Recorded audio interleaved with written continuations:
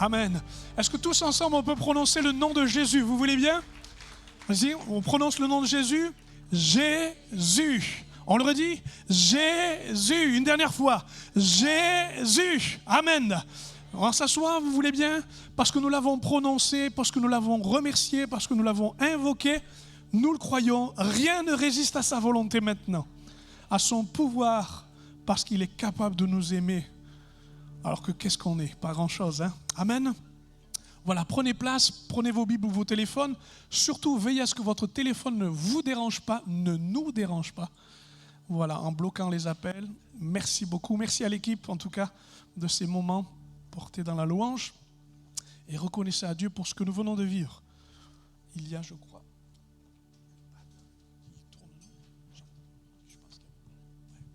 Ok.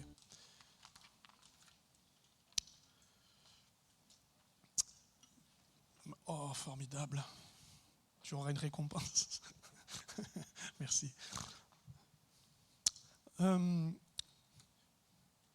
J'assume cet été une série sur différents sujets. Nous avons eu Tu es relié, tu es aimé. Et le titre de ce message ce matin aura pour titre donc Tu es appelé. De toutes les belles choses qu'il faut admirer de Dieu, celle de savoir que Dieu parle pour nous appeler est une des choses les plus merveilleuses. C'est beau d'avoir dans les textes de la Bible la description du ciel. Je ne sais pas si vous êtes intéressés à contempler combien c'est merveilleux de voir dans ce ciel ce qui sera glorieux. N'est-ce pas? Ça brille, c'est fort, c'est émouvant. La beauté de tout ce qui est décrit dépasse notre intelligence. On est d'accord avec ça? Quand on se considère l'Écriture et qu'on se penche sur tout ce qui est promis, c'est quand même merveilleux de voir la liste de tout ce qui nous concerne, de tout ce qui est prévu et l'espérance que ça suscite en nous. On les regarde et on est vraiment béni. C'est beau à voir. Mais de savoir que Dieu, dans ce qu'il est, va jusqu'à s'adresser à nous pour nous interpeller, pour nous appeler, ça c'est incroyable.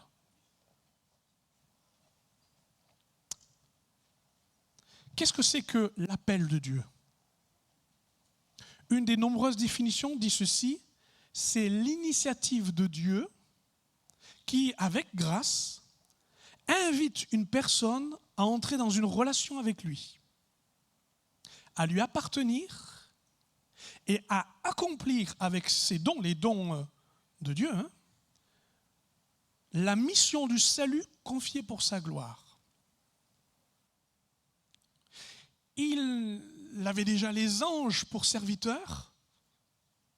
Il choisit les hommes et les femmes pour être aussi au service de ce salut.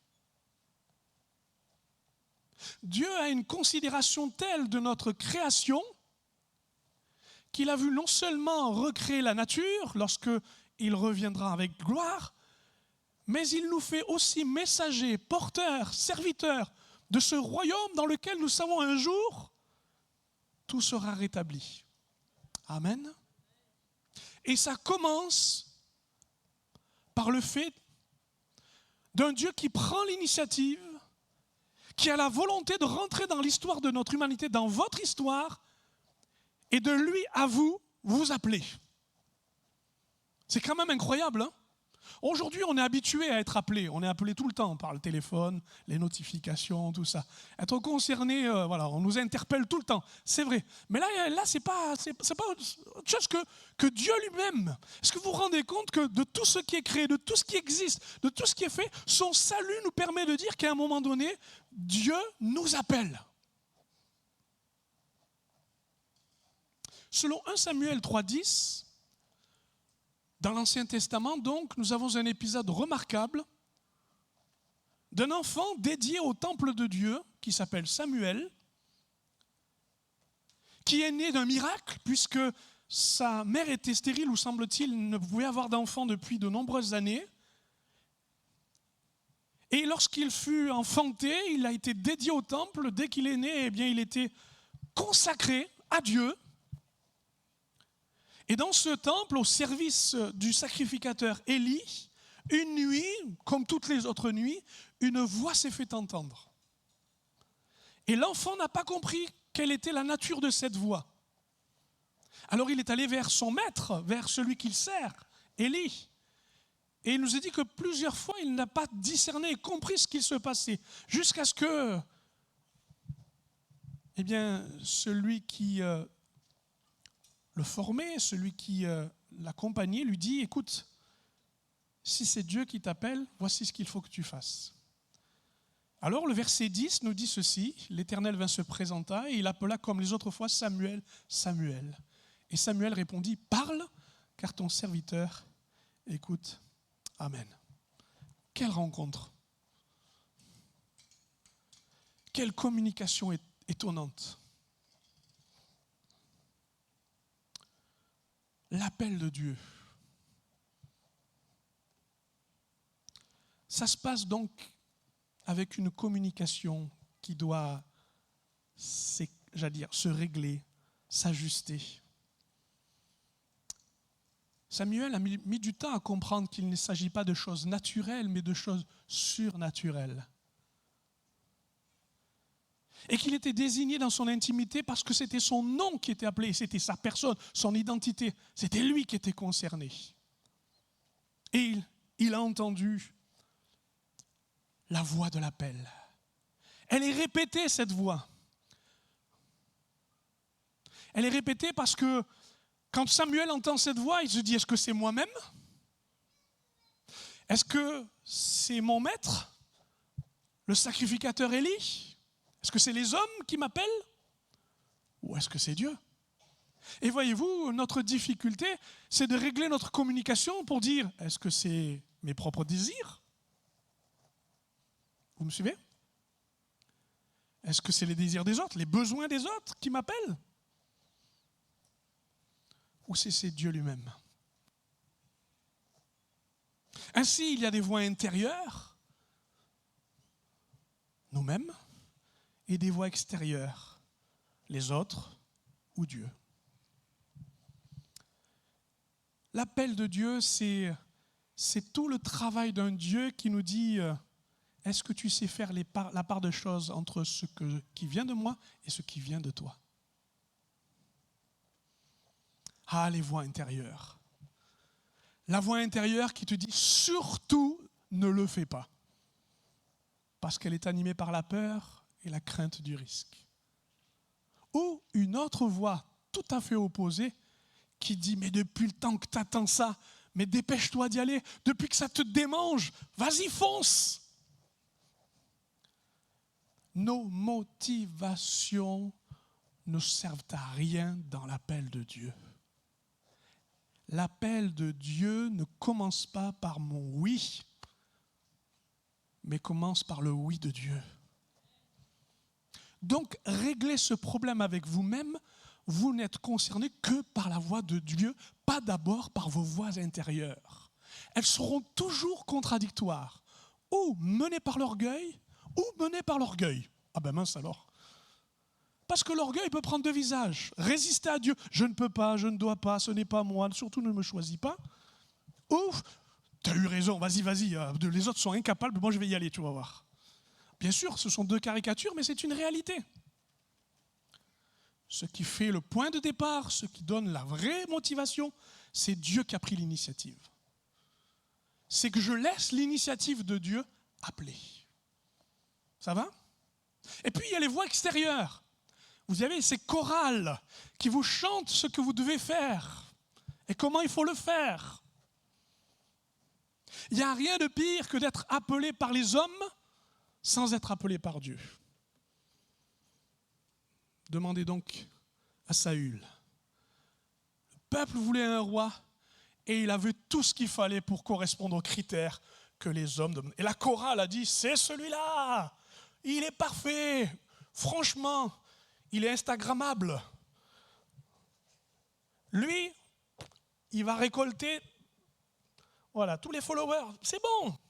Il correspond exactement à l'ère du temps, à ce qui convient. La bonne image, il est grand et plus grand que les autres, à la stature, Voilà, tout ce qui convient, et cela vient flatter, encourager ou décourager. Regarde-moi ça, ça ne va pas du tout. C'est qu'un enfant et il garde des brebis. David. Voyez-vous, entre recevoir l'appel de Dieu parce que les hommes le demandent et recevoir l'appel de Dieu parce que Dieu le demande, il y a une différence. C'est le résultat. La voix de Jésus est une voix qui nous concerne. En fait, cette voix-là, elle rejoint notre intimité la plus profonde. Celle dans laquelle il dit « Je te connais et laisse-toi connaître. Je t'appelle. » C'est cette dimension d'amour et de confiance qui me dit « Oui, je laisse l'initiative de Dieu entrer dans mon histoire au plus profond de moi-même et je le laisse me parler. Je connais Dieu parce que j'apprends à reconnaître sa voix. Il me connaît assez pour m'appeler. Et je le connais assez pour l'écouter. C'est la voix qui déclare mon appartenance. Il est à moi et je suis à lui. Je suis sa brebis, il est mon berger. Et non, mon privilège. Moi, je suis appelé, vous faites ce que vous voulez. L'appel n'est pas le privilège d'être au-dessus, mais d'être avec. Retenez ça, s'il vous plaît. Ça vous montrera quelle est la réalité d'un appel entre ceux qui veulent être au-dessus et ceux qui veulent être avec. Parle ton serviteur, écoute, si tu as commencé à appeler, va jusqu'au bout, Seigneur. Je t'appartiens. Jean chapitre 10, verset 2, celui qui entre par la porte est le berger des brebis. Le portier lui ouvre et les brebis entendent sa voix.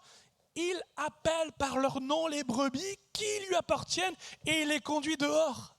Ah, mais je ne peux pas me tromper, il ne me trompera pas, c'est sa voix. Je la reconnais, je veux l'entendre, je veux y obéir. Parce que je lui appartiens et il m'appartient. C'est une déclaration d'amour, les amis, et de confiance d'un Dieu qui dit « Je te choisis pour être avec moi ». Tout comme Jésus dans Marc chapitre 3, il nous dit « Il choisit ses disciples pour les avoir avec lui ». Avec lui. Samuel s'est réveillé. Réveille-toi, mon ami, et entends la voix. Alors, deuxième chose, vous allez me dire, mais appeler à quoi? Pour quel but? Oh, la question, c'est vaste. Ou alors, il n'y a que moi qui me pose ce type de question. Quel est le but de la voix de Dieu dans ma vie? Le but de l'appel? Eh bien, il y a, on va dire, pour essayer d'en décrire le contour, il y a 3 aspects. Le premier appel, celui qui se fait entendre, est un appel universel pour tous les hommes. Pour tous les hommes. Il vient du même lieu, au même moment, c'est celui de la croix.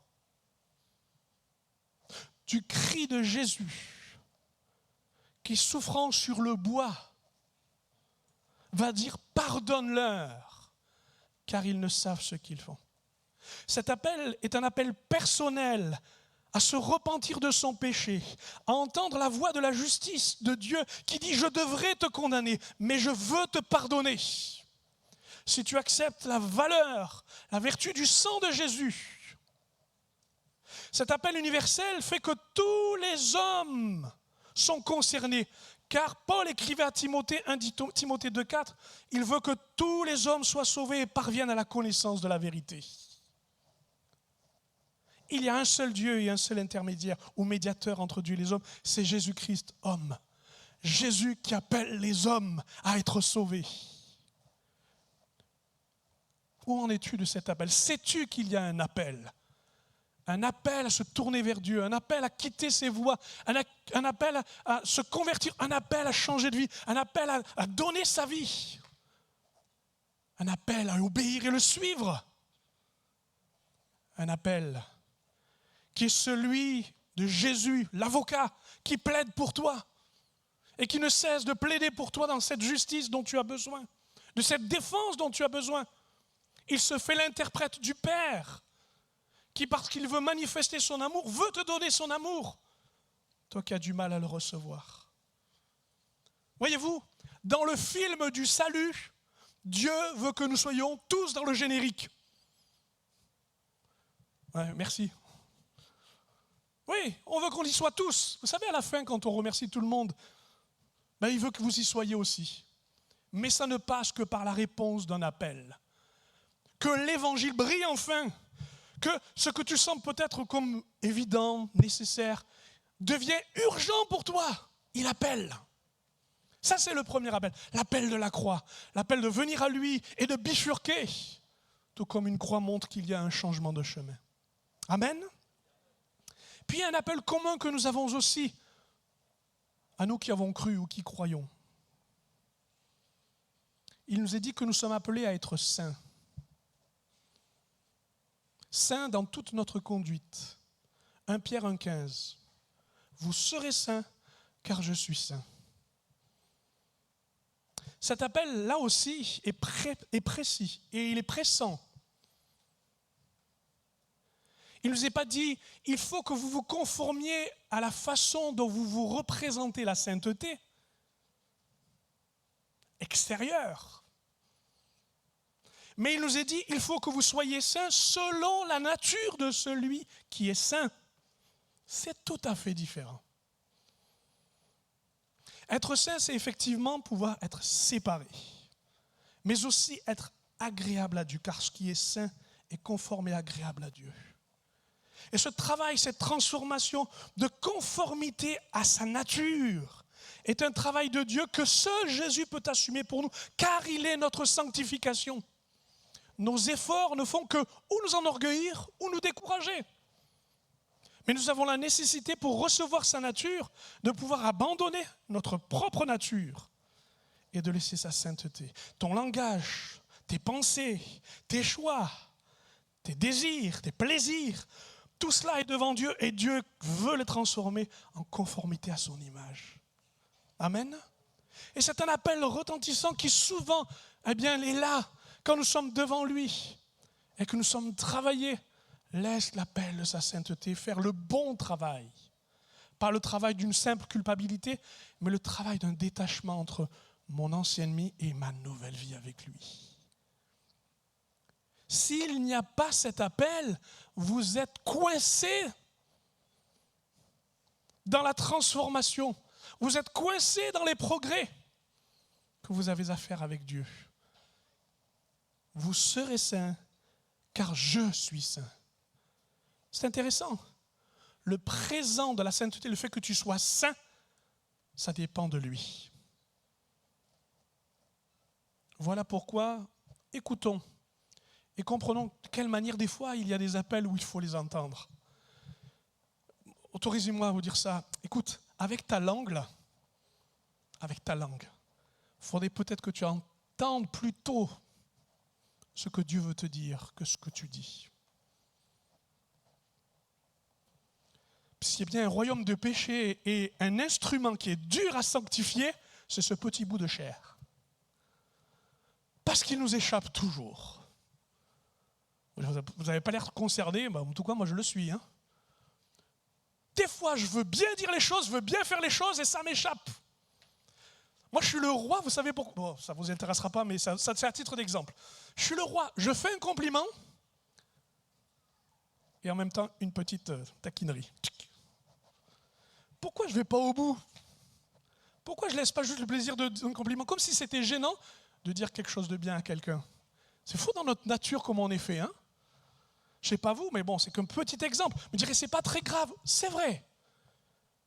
Mais laissez dans la balance celui qui pèse vos mots et celui vous renvoyez les mots que vous n'entendez plus. C'est qu'un exemple, mais il y en a tellement dans notre façon d'attendre l'appel de Dieu à tous ceux qui croient. Et puis enfin, la troisième dimension est un appel au service plus spécifique. Je n'ai pas dit spécial, parce que nous, on aime ce qui est spécial, différent des autres.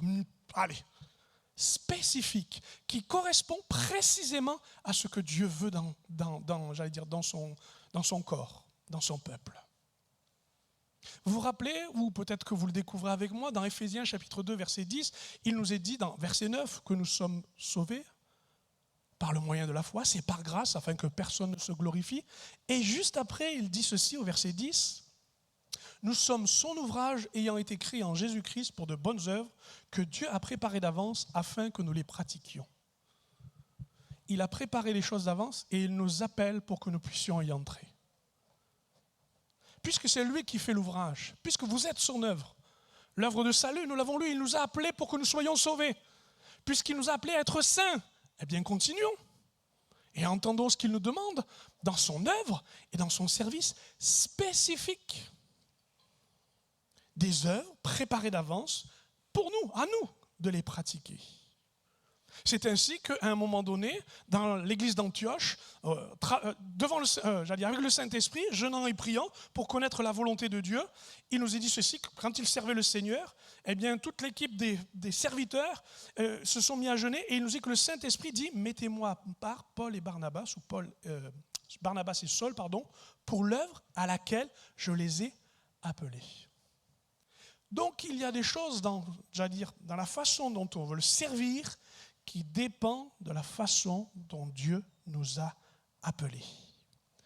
Hébreux 5.4 nous parle de la façon dont Jésus est souverain sacrificateur. Il nous dit « Nul ne s'attribue cette dignité s'il n'est appelé de Dieu. » Comme le fut Aaron qui fut le souverain sacrificateur. Christ ne s'est pas non plus attribué la gloire de devenir souverain sacrificateur. Vous entendez ça? Alors qu'il le pourrait, hein? Mais il a respecté l'appel qu'il devait recevoir. Celui-ci est mon fils bien-aimé, écoutez-le. Voici l'agneau de Dieu qui ôte le péché du monde. Il nous dit qu'il tient sa charge, son sacerdoce, d'être sacrificateur et sacrifice. Vous me suivez toujours? Il le tient de celui qui lui a dit « Tu es mon fils, je t'ai engendré aujourd'hui ». Mais Jésus nous montre lui-même l'exemple de la façon dont nous pouvons le servir, avec la voix de Dieu et l'autorité qui nous dit « Voilà quelle est ta fonction, voilà quel est ton rôle, voilà quel est ton but, voilà quel est ton service. » Et tout comme Jésus fut sacrificateur, comme il fut prophète et comme il fut roi, nous savons qu'il y a différentes façons et différentes saisons et différentes, services dans lesquels Dieu peut nous appeler. Voilà toute la richesse, mais aussi parfois la complexité. Ça va toujours? J'en suis à mon dernier point avant ma conclusion. Revenons à notre Samuel qui entend la voix de Dieu, qui est dans l'intimité, on va dire, de sa nuit, et qui reçoit une parole. Cette parole audible qui indique une prophétie, qui indique le jugement de Dieu. Jugement déjà rappelé par un autre prophète auprès du sacrificateur Élie, et qui lui dit, Dieu est en train de juger, et puisque tu ne juges pas tes fils qui sont sacrificateurs, je vais établir la justice. Et la première parole de Samuel qu'il reçoit, il est le bébé prophète. Ça va? Il n'y a rien qui le désigne, il ne s'est pas marqué sur son front. Hein. C'est juste qu'il a reçu cette parole. Le bébé prophète va dire à Élie que Dieu le juge.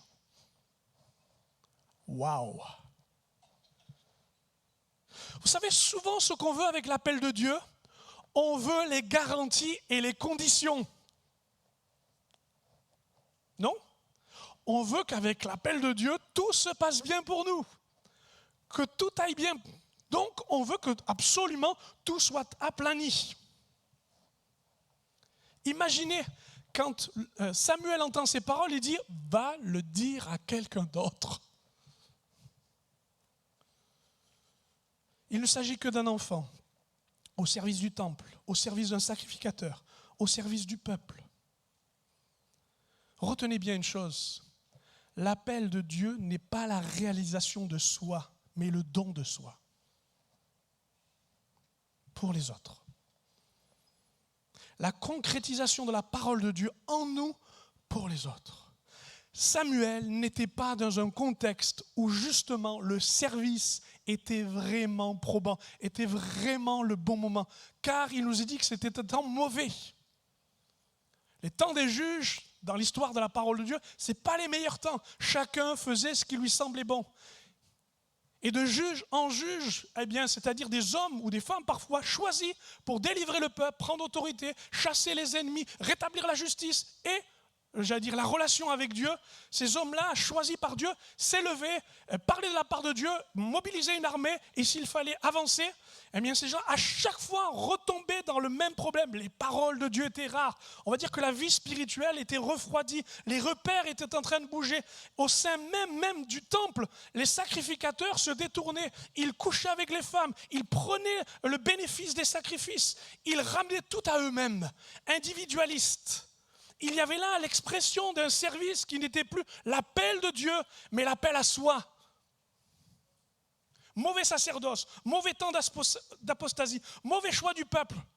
Car ce qu'ils voyaient les autres peuples se dire, regardez, ils ont des palais, regardez, ils ont des chars, regardez, ils ont des femmes magnifiques, regardez, ils ont des piscines, regardez, ils ont des spas, regardez, ils ont des richesses, ouais, ils ont du luxe. Nous aussi on veut ça, on va établir un roi. Mais mes amis, je ne vais pas servir ce peuple, moi. Choisis-en un autre, laisse-les mourir. Et pourtant, c'est au sein de cette situation, il nous est dit qu'il restait dans le temple une petite lampe. Heureusement, le service se maintenait de la présence de Dieu. On maintenait l'huile des lampes. Eh bien, à ce moment-là, si vous me suivez bien, il nous dit que Dieu envoie sa parole et il dit « Samuel, Samuel ». Il existe encore dans le 21e siècle des hommes et des femmes capables de dire « Parle, ton serviteur écoute ». Parce que même si ma génération n'est pas la meilleure, même si les situations ne sont pas bonnes, même si l'Église pour certaines se sont refroidies ou se sont mondanisées, je ne sais pas si ça se dit, mais je vous le dis, eh bien peu importe, l'appel de Dieu montre une vérité. Servir pour aimer, servir pour se donner. Moïse, quand Dieu lui dit, écoute, c'est pas compliqué, ce peuple est trop raide, est trop rude. Pardon, il est trop obstiné. Il a la nuque trop raide, c'est-à-dire qu'il ne se soumet pas dans le langage biblique. Tu sais ce qu'on va faire, Moïse? Je vais t'en donner un autre. Tu pourras servir, ce sera plus facile. Et vous savez ce que dit Moïse? Il dit, efface-moi de ton livre, mais c'est dans ce peuple-là que tu m'as placé. L'appel de Dieu n'exige pas les conditions. Mais cet appel est lié aux conditions dans lesquelles nous nous trouvons. Vous vous rappelez peut-être, je vais rapidement, mais vous vous rappelez de l'appel d'Ésaïe? Formidable l'appel d'Ésaïe. Vous connaissez cet appel? Il dit, qui enverrai-je? Mais quand vous voyez la description, des gens dont la tête est tellement dure que c'est du diamant. Prends-en un autre. Hein. Moi, les têtus, ça me fatigue. Hein. Non, il nous est dit qu'il dit, voici, envoie-moi. Être attaché à ce que Dieu me demande, plutôt à ce que je vois et que je considère. Je pense que cet argument, je l'ai assez traité, mais juste vous dire une dernière chose. Elle m'a particulièrement touché parce que ça date d'hier soir quand je l'ai renoté.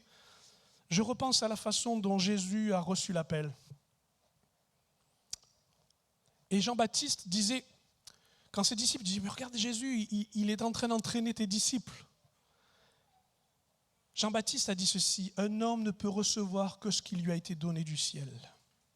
Et plus loin, un peu plus loin, il dira, le Père aime le Fils et il a remis toutes choses entre ses mains. En fait, c'est ça.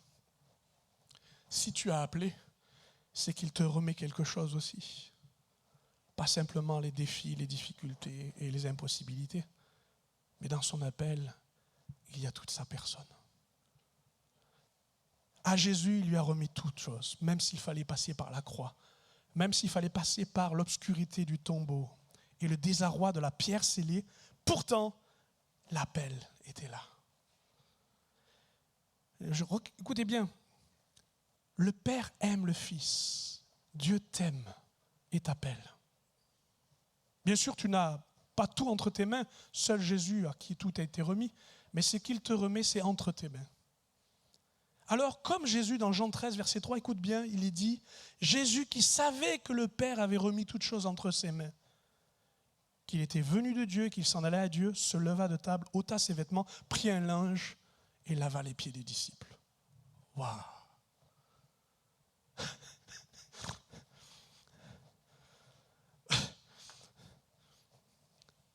Je t'appelle, je te donne pouvoir sur les démons.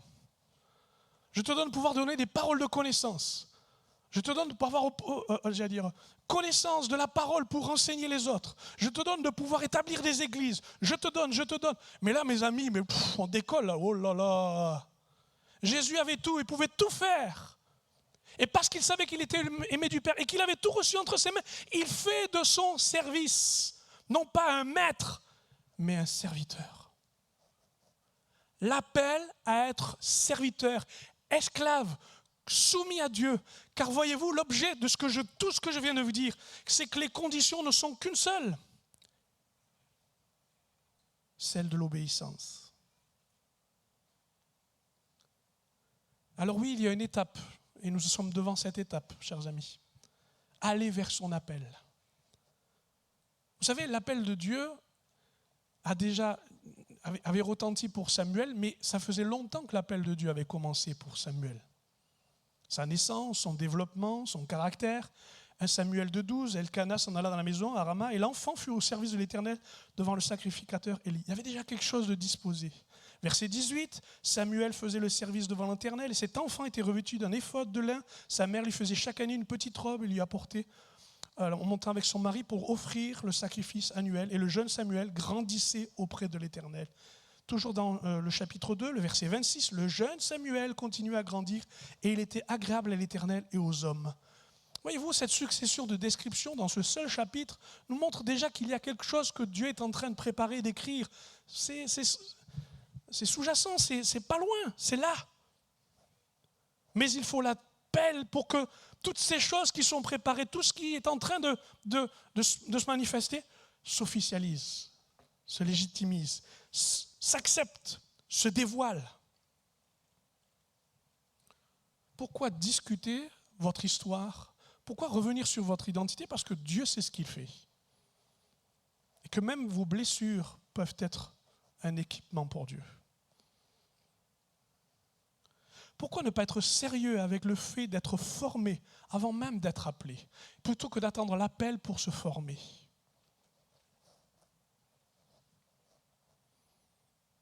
Pourquoi vouloir changer les conditions pour qu'elles vous correspondent mieux, alors que Dieu, ce n'est pas les conditions qui l'intéressent, c'est votre caractère. Je n'ai pas beaucoup d'amen. Soit c'est que je vous ai assommé par la chaleur, mais je ne suis pas inquiet, j'ai bientôt terminé.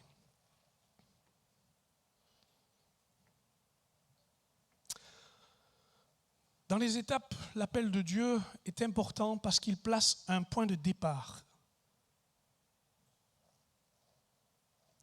Ce point de départ est le suivant. Accepte de devenir ce que Dieu te demande. L'appel, c'est pouvoir dire Dieu est maître de ma destinée. L'appel nomme le choix de Dieu et ce que tu peux devenir. L'appel regarde et s'appuie sur ce que tu deviens, pas ce que tu es. Aussi, si l'appel de Dieu est là, apprends à devenir, respecte l'identité que tu as et la transformation de ton caractère, discerne capacité que tu as et celle dans laquelle tu vas entrer, et aussi enfin obéis à la fonction dans laquelle Dieu t'appelle. Fonction ou service, si vous l'avez compris, ou ministère, puisque c'est le mot le plus courant qu'on utilise.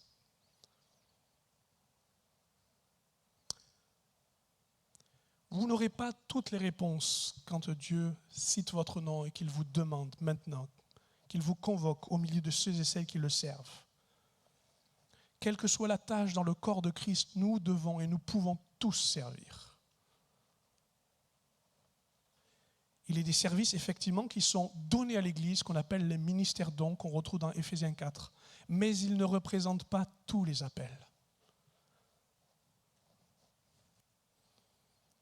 Voilà pourquoi Dieu nous appelle, et c'est dans le devenir qu'il faut continuer. Et voyez-vous, il n'y a pas d'âge pour pouvoir répondre à un appel, parce qu'il y a toujours un devenir. Il me faut terminer, même si j'aurais aimé continuer certains propos. C'est que tout ce que je vous dis là est merveilleux, l'appel, mais rien ne fonctionne s'il n'y a pas de réponse. C'est terrible, hein? Mais Dieu l'a choisi comme ça. Dieu qui est souverain, qui est maître de tout et qui peut tout, pourrait faire la question et la réponse. Dieu ne fait que la question et il attend la réponse. Seigneur, mais comment tu fais? Comment tu fais? Il a appelé Pierre qui l'a renié. Il a appelé Judas qui l'a trahi.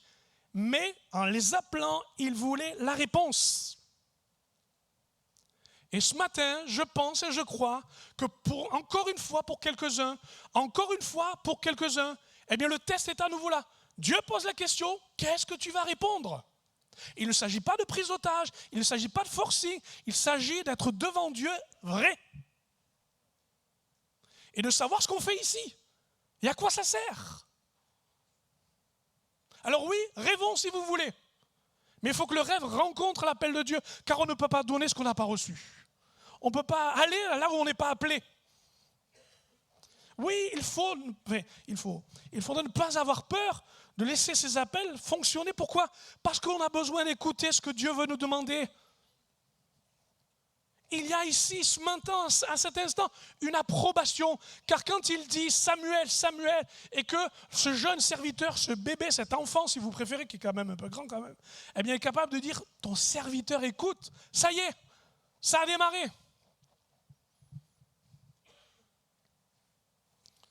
L'appel ne fonctionne qu'avec l'écoute et la réponse. C'est là où est l'approbation de Dieu. Et je bénis Dieu de sa patience, qui est capable toute la nuit de faire Samuel, Samuel. Moi, depuis l'âge de 16 ans, où je ne connaissais rien de Dieu, où j'ai reçu non seulement l'appel de me convertir, il y avait aussi l'appel de le servir. Il fallait discerner, prendre le temps des choses. Combien de nuits Dieu a fait Nicolas, Nicolas et moi. Vous avez compris, hein? Jusqu'au temps où il fallait céder. Ton serviteur écoute. Ça, c'est la première chose. Et la deuxième chose, c'est que l'appel de Dieu, c'est maintenant. C'est maintenant. Mais pour le résultat de demain. Je m'explique. Ce qui est semé aujourd'hui se récoltera demain. On est d'accord avec ça? Les appels d'hier sont récoltés. Ceux d'aujourd'hui ont besoin de retentir pour assumer demain. Ils ont besoin aujourd'hui de se faire entendre pour que demain les églises soient pourvues en ministère, en hommes et femmes consacrés à Dieu. Voilà comment Dieu fonctionne. Il prépare. Nous voudrions souvent entrer dans les choses totalement abouties, totalement réalisées. Ça n'est pas possible, c'est pas à pas, peu à peu, avec l'appel de Dieu. Et s'il le faut, en revenant à l'initial, en revenant à ce que ça a commencé. Le nombre de fois, j'ai mis ça en pleurant, découragé. Je dis, Seigneur, c'est difficile. J'ai appelé, tu y vas. Ok, avec la force que tu me donnes. Et Dieu le fait. Parce que Dieu ne se repent pas de ses appels, ni de ses dons. Car nous le savons, ce qui est semé aujourd'hui se récoltera demain. Tout comme vous avez le bénéfice de ce qui a été dit hier. Des appels qui ont retenti, des hommes et des femmes qui se sont donnés à ces appels pour pouvoir entrer aussi. Ne ratons pas le temps, mais au contraire, rachetons-le. Vous ne pensez pas? Il est temps maintenant que nos équipes reviennent à cet instant et que nous donnions une conclusion à ce moment.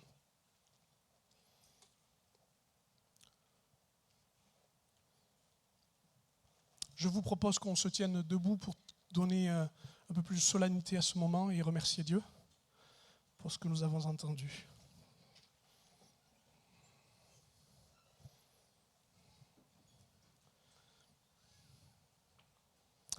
Il y a ce matin 3 sentiments qui peuvent ressortir de ce qui est partagé.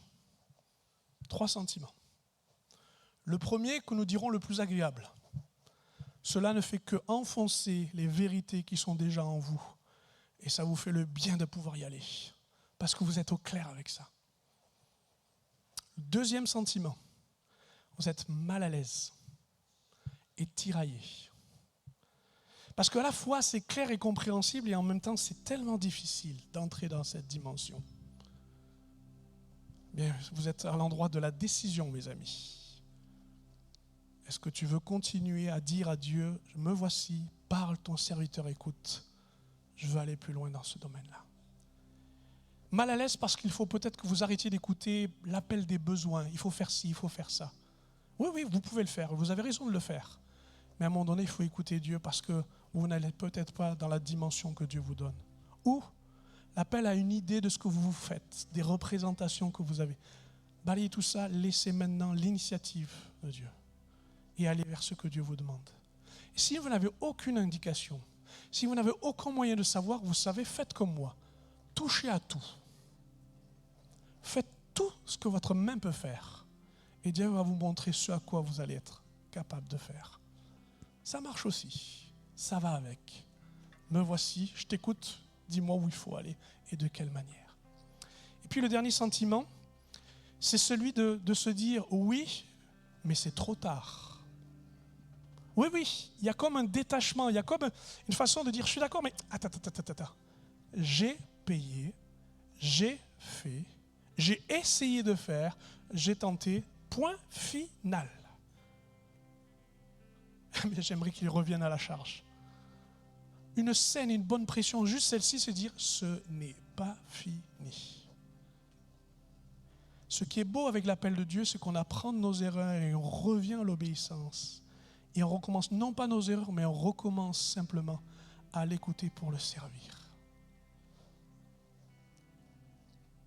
Si vous êtes concerné par ces trois sentiments, encouragé et confirmé dans le fait de devoir avancer.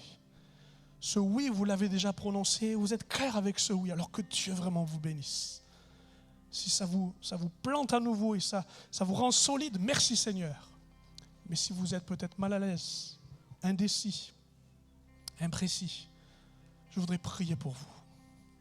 Mais j'ai besoin que par un appel, il y ait une réponse. Alors on va laisser juste l'intimité, la présence de Dieu. On fait ce choix de vous laisser le choix. Si tu veux dire avec ton nom, me voici, et je veux t'écouter, je ne veux pas être volé de ce que Dieu appelle. Je ne veux plus que la chorale qui chante tous ces découragements, toute cette peine, tous ces freins, soit une excuse pour toi, mais donne-toi à Dieu. C'est complexe. Ta façon de te regarder offense Dieu parce que tu ne le laisses pas te regarder tel qu'il te voit. Tu entends?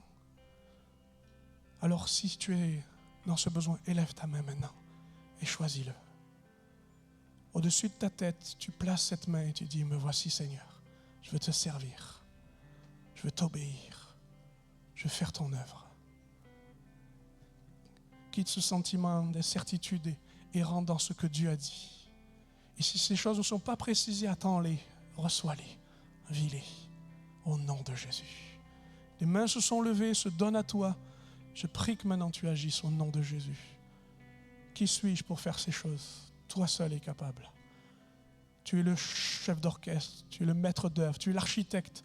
Tu donnes tes ordres, tu donnes, mon Dieu, tu es le chef de l'armée. Tu enrôles et tu emportes ceux et celles qui se donnent à toi.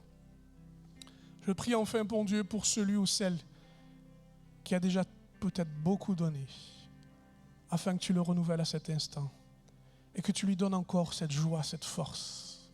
Il n'est plus un enfant, il ne le découvre plus, mais il a besoin d'être à sa place et dans son rôle. Bénis-les, bénis-la. Si tu es dans ce cas, eh bien lève ta main un instant. Donne-toi à Dieu. Donne-toi à l'Église qui est son corps. Et remercie Dieu pour ce qu'il vient de confirmer. Au nom de Jésus. Que son nom soit loué. Et alors que nous allons dans quelques instants terminer ce culte, je me dis que vous voyez-vous ceci là, ce qui vient de se faire, peut disparaître en un instant. Ouais. Vous savez comment? Avec une parole malheureuse. Tout le bénéfice de la rosée peut partir avec juste une maladresse. Une tentative d'un ennemi qui veut faire avorter ce qui est déjà là. Tout comme on voulait renvoyer David dans son camp, alors qu'il venait se placer au milieu de la bataille. S'il vous plaît, cher ami, gardez cela au fond de vous-même. Poursuivez-le avec votre culte personnel. Cherchez Dieu. Ce temps d'été est là pour ça. Pour déposer, regarder et ensuite aller. Faites-le, je vous en prie. Dans la façon dont vous voulez justement répondre à l'appel. Ne vous étonnez pas, mais ces choses vont retentir plusieurs fois durant l'année. Plusieurs fois. Elles viendront vous chercher non pas pour votre argent, non pas pour vos forces, non pas pour votre temps. Elles viendront juste pour que vous soyez consacrés à lui. Et en cohérence avec l'appel de Dieu. Alléluia.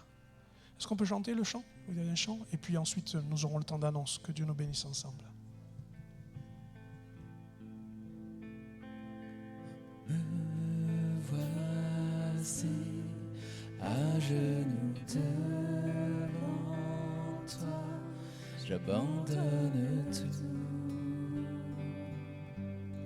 J'abandonne tout.